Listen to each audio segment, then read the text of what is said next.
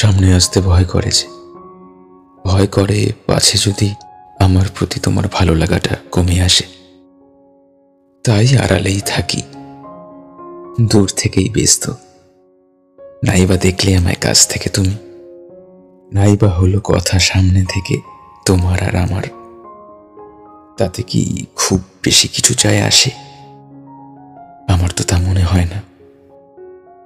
আচ্ছা, একটা কথা বলো আমায়, টানটা তো আত্মার জন্য থাকাটা বেশি জরুরি নাকি দেহের জন্য, কোনটা?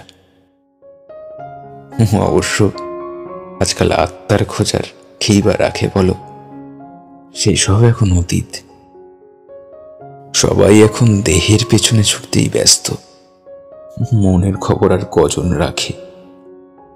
কি জানো, বেশিরভাগ আমরা মানুষের বাইরের রূপটা দেখেই মানুষটাকে ভালোবাসি।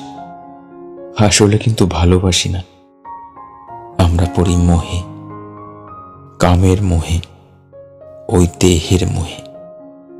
কিন্তু সেটাকেই আমরা ভালোবাসার তকমা দিয়ে বসি।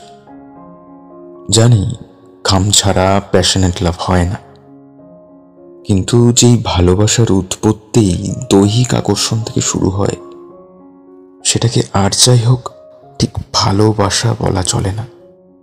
অন্য কিছু হয়তো বলা যেতে পারে।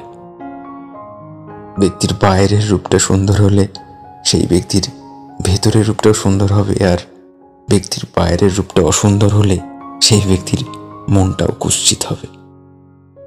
কি সুন্দর একটা স্টেরিওটাইপ ধারণা আমরা সেই সুপ্রাচীন সময় থেকে পুষে আসছি, তাই না? ভাবলে সত্যিই অবাক লাগে।